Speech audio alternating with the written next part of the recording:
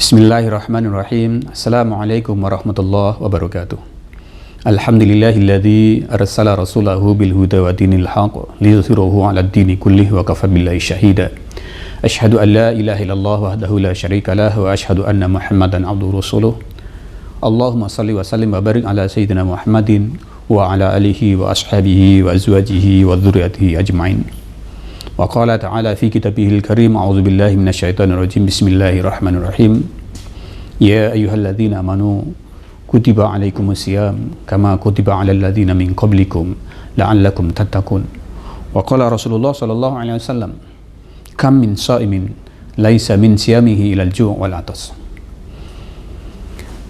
Sahabat Ummah Foundation yang dirahmati Allah Subhanahu wa taala, alhamdulillahirabbil alamin. Segala puji hanya untuk Allah. Salawat serta salam semoga senantiasa dicurahkan kepada pribadi agung Rasulullah Muhammad sallallahu alaihi wasallam, kepada keluarga, para sahabat dan pada seluruh pengikutnya hingga akhir zaman, amin ya rabbal alamin. Alhamdulillah, kita sudah memasuki beberapa hari di bulan Ramadan ini. Semoga Allah Subhanahu wa taala senantiasa menjaga kesehatan kita, menjaga kekuatan kita untuk bisa menyelesaikan Ramadan ini dengan amalan-amalan yang penuh berkah. Dan semoga kita semuanya dicukupkan umurnya untuk bisa menyelesaikan Ramadan di bulan ini dengan baik, insya Allah. Di dalam kesempatan kali ini, saya ingin memotivasi diri pribadi, ya, dan semoga para sahabat semuanya bisa mengambil hikmahnya dari hadis yang disampaikan oleh Rasulullah SAW. Kam min sha'imin, betapa banyak orang yang berpuasa. Ungkapan ini menggambarkan suatu jumlah yang kalau tidak bisa dihitung itu sangat banyak. Kam min sha'imin, betapa banyak. Artinya bahwa boleh jadi sebagian besar orang yang berpuasa itu tidak mendapatkan apa-apa dari puasanya ilal ju' wal atas, kecuali lapar dan dahaga. Betapa banyak orang-orang yang kemudian gagal di dalam puasanya. Oleh karena itu, kita perlu dengan secara cermat memahami, jangan-jangan kita termasuk ke dalam golongan orang-orang yang gagal dalam berpuasa ini, tidak mendapatkan apa-apa kecuali lapar dan dahaga, kecuali lapar dan haus. Imam Al-Ghazali di dalam kitab Tazkiyatun Nafs, ya, Imam Said Hawa, beliau menyampaikan bahwa orang yang berpuasa itu terbagi menjadi tiga. Ya, ada puasa kebanyakan orang, yaitu ya shaimun am, ya. Jadi kebanyakan orang-orang yang berpuasa yang memang hanya menghindari sesuatu yang membatalkan puasa, tetapi tidak kemudian memperhatikan apa-apa yang bisa membatalkan pahala puasa, gitu. Padahal kalau yang membatalkan puasa mungkin gampang, gitu. Tapi yang membatalkan pahala puasa ini menjadi sesuatu yang harus kita concern memperhatikannya. Ya. Ini sekadar hanya tidak makan, tidak minum, tidak berhubungan suami istri pada siang hari, cukup, gitu. Tapi semua amalannya tidak berbeda antara bulan puasa dengan bukan bulan puasa.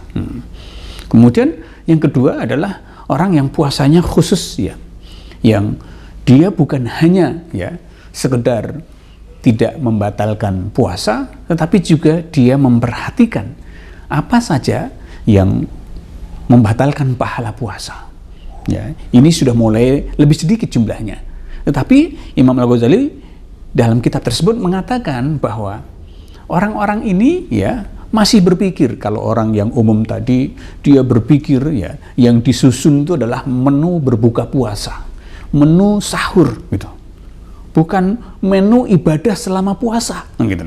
Jadi salah satu tanda karakter orang-orang yang berpuasa secara umum adalah begitu masuk bulan puasa, yang disusun pertama kali itu adalah menu berbuka puasa. Yang dibahas adalah di mana kuliner yang enak, gitu. Nah, orang-orang yang khusus ini sudah mulai dia menyusun menu ibadah selama puasa. Target yang harus kemudian dilakukan selama bulan puasa apa saja yang harus dilakukan, gitu. Nah, yang ketiga adalah orang-orang yang khusus, ya, yang masuk ke dalam orang-orang pilihan di dalam melaksanakan ibadah puasanya. Ini orang-orang yang selain dia memperhatikan apa yang membatalkan puasa, membatalkan pahala puasa, tetapi kemudian dia dengan secara sadar ya adalah memperhatikan seluruh amaliyahnya mulai dari sahur sampai berbuka ya adalah semata-mata untuk beribadah. Bahkan Imam Al-Ghazali mengatakan tidak perlu berpikir tentang dia harus berbuka dengan apa. Nah, gitu. Kita banyak riwayat menceritakan bagaimana Aisyah, ya, bagaimana keluarga Rasulullah, bagaimana keluarga Ali, ya, ketika mau berbuka, ya, ketika mereka hanya ada air putih dan beberapa butir kurma, dan ketika mereka mau berbuka ada peminta-minta yang datang, maka kemudian kurma itu diberikan kepada mereka. Kita melihat betapa sederhananya menu berbuka sahabat Rasulullah dan juga keluarganya. Seharusnya kita berpikir bagaimana kita menyelesaikan puasa kita dengan sungguh-sungguh. Oleh karena itu pada kesempatan tahun ini, puasa tahun ini, sudah saatnya kita memperbaiki pola puasa kita, pola amaliyah kita, buat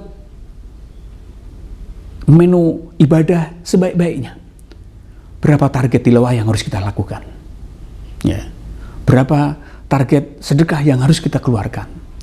Berapa target ibadah-ibadah lain yang harus kita lakukan? Semuanya harus ditulis bersama keluarga yang lain, disepakati ya, supaya semua kegiatan kita itu bisa terpetakan, semuanya bisa saling mendukung ya. Istri mendukung suami untuk tilawah, istri mengingatkan suami untuk kemudian menambah ibadah, kemudian istri juga memberikan dukungan kepada suami untuk bersedekah, dan keluarga-keluarga yang lain. Sehingga suasana Ramadan dengan suasana di luar Ramadan akan sangat kelihatan berbeda ya, akan sangat kelihatan berbeda. Jadi jangan hanya sekedar memindahkan waktu makan siang kemudian kepada malam ya, tetapi benar-benar suasana Ramadan ini harus diisi dengan suatu kegiatan yang benar-benar menu ibadahnya istimewa. Bukan menu berbukanya yang istimewa, tapi menu ibadahnya yang istimewa. Saya teringat ada seorang ustadzah ya, pernah menjadi anggota Dewan anggota Dewan DPR RI ya.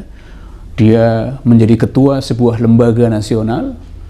Dia mempunyai jumlah anak yang cukup banyak gitu. Tetapi kemudian ketika suatu saat kami bertanya berapa kali beliau mengkhatamkan Quran dalam satu Ramadan, beliau menjawab 15 kali. Kalau orang-orang yang jiwanya adalah jiwa pecundang, maka kemudian yang dicari adalah alasan. Oh, mungkin dia mempunyai pembantu yang banyak. Oh, dia mungkin anaknya sudah besar-besar. Oh, mungkin dia... Tetapi seharusnya yang kita tanyakan adalah bagaimana mensiasati dengan kesibukan yang penuh, dengan kesibukan yang banyak, beliau bisa khatam begitu banyak gitu. Yang harus kita tanya adalah bagaimana mensiasati semua kesibukannya sehingga ibadahnya tidak terlantar. Sahabat Ummah Foundation yang dirahmati Allah Subhanahu wa taala, sudah saatnya sekali lagi kita bersyukur kepada Allah Subhanahu wa taala dengan cara merencanakan semua ibadah kita. Mumpung masih di awal-awal Ramadan ini, mari kita perbaiki jadwal ibadah kita. Target yang sudah ditentukan, misalnya khatam 3 kali, jangan ditawar. Tahajud tiap malam, jangan ditawar. Sedekah sebanyak-banyaknya, jangan ditawar. Sebuah kegagalan, ya, walaupun ini kesannya bercanda, tapi kegagalan puasa itu bisa dilihat dengan tadi, membengkaknya pengeluaran dan juga meningkatnya berat badan. Kalau kemudian setelah puasa berat badan meningkat, itu hampir dipastikan gagal. Kalau di bulan puasa kemudian membengkak pengeluaran kita bukan karena sedekah, tapi kemudian dikarenakan kebutuhan lain, berarti kita masuk ke dalam golongan yang mana menurut Imam Al-Ghazali yang tadi sudah kita paparkan di depan. Oleh karena itu sekali lagi, mari kita perbaiki, mumpung masih di awal. Allah Subhanahu wa taala menegaskan bahwa Ramadan ini hanya diberikan kepada orang-orang khusus dari hambanya. Makanya jangan heran ada orang yang berjumpa Ramadan, tapi dia tidak mendapatkan suasana Ramadan. Ada orang yang diberikan kesempatan untuk beramal sebanyak-banyaknya, tapi kemudian dia tidak bisa menggunakan kesempatan ini dengan sebaik-baiknya. Jangan sampai kita masuk ke dalam golongan orang-orang yang berpuasa, tapi tidak mendapatkan apa-apa dari puasanya, kecuali lapar dan dahaga. Kamin sha'imin laisa min siyamihi ilal ju' wal atas. Betapa banyak orang yang berpuasa yang tidak mendapatkan apa-apa dari puasanya kecuali lapar dan dahaga. Sungguh belum tentu kita akan bertemu dengan Ramadan pada masa-masa yang akan datang. Boleh jadi ini adalah kesempatan Ramadan terakhir bagi kita. Oleh karena itu, ketika Allah Subhanahu wa Ta'ala memberikan kesempatan kepada kita, mari kita perbaiki ibadah kita. Kita pasang target sebanyak-banyaknya ibadah kita. Sebuah kerugian, ya.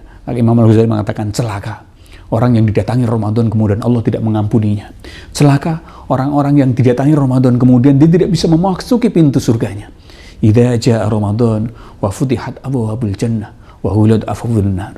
Kalau datang Ramadan, Allah akan buka pintu surga dan Allah akan tutup pintu neraka. Kalau dibuka saja kemudian kita tidak bisa menggunakan kesempatan untuk masuk ke dalamnya, apalagi kalau kemudian pintu surga ini kemudian harus diperjuangkan dengan sungguh-sungguh.